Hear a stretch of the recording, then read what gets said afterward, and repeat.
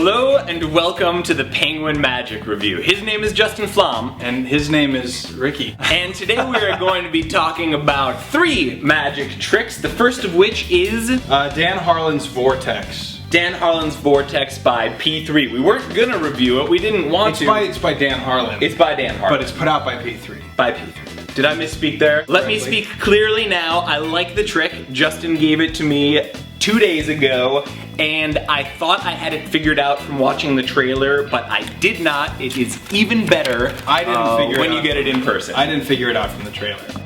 Oh, it's a weird thing where it looks like 2 cards kind of twirl into each other as you're showing them. I didn't understand how it worked just in watching the trailer, and then when I got it... You thought there was an actual vortex created by the playing cards. No, I thought that there was a giant piece that would have to be hidden in the deck. I was doing a comedy joke there. Obviously you didn't think there was a real vortex created by the cards. If it was a comedy joke and I didn't know what it was. They got it. You didn't get it. Justin says there are 3 types of magic tricks. There are magic tricks that happened, which is yesterday you wrote a prediction that came true today. There's magic that happens, like in envelope. If an envelope turns into a deck of cards, oh, the magic happened. I got that wrong. Deck of cards turns into an envelope. Third category is magic that is happening, and it is fair to say that Vortex is magic that is happening, like a levitation. There's more than 1 second of magic. We have found that it's best with just 2 cards.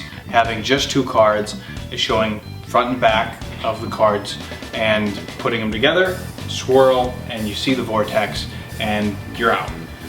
It's better because without the whole deck, then I was believing that the whole deck was hiding something. But it's not. It's not. You can do it with just 2 cards. For our next trick, David Regal's Linking Finger Rings. Linking Finger Rings is a classic effect.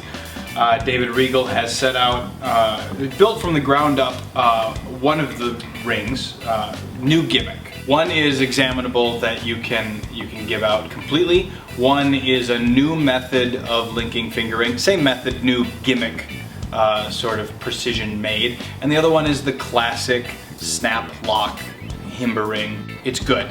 It's a great effect, and these rings are well made. And well, the new one in particular allows for a new link, which is very nice. That's right. If you're familiar with the old Himber ring gimmick, you know you have to do something to open it up and then something to close it back.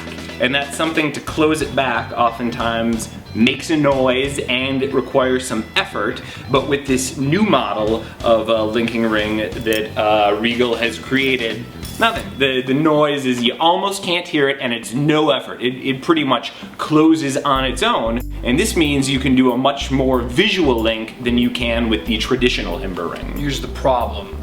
The problem is if you're 16 years old and you do magic at your high school, nobody wears a ring like this.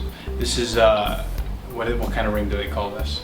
I don't know what an insignia ring. Right. These are rings worn by people who are over 40 years old. So if you're males, it's an older male ring. Right. So if you're performing in Branson, Missouri, on cruise ships, or perhaps even the Magic Castle. That's narrowing it down too much. If you're performing in some situation where there's at least one older man around. I'm going to use this. However, I'm not going to use this particular gimmick in all of my situations. I like the linking finger rings effect. If you're going to do the linking finger rings effect, this is a very good investment.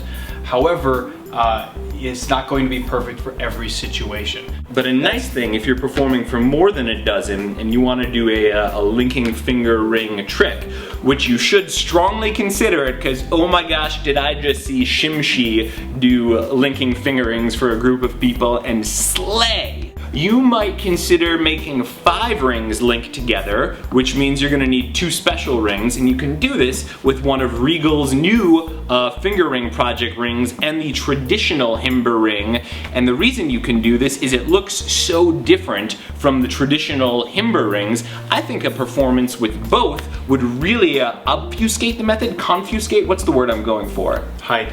We are going to discuss Tag by Chastain Criswell. Chastain Criswell.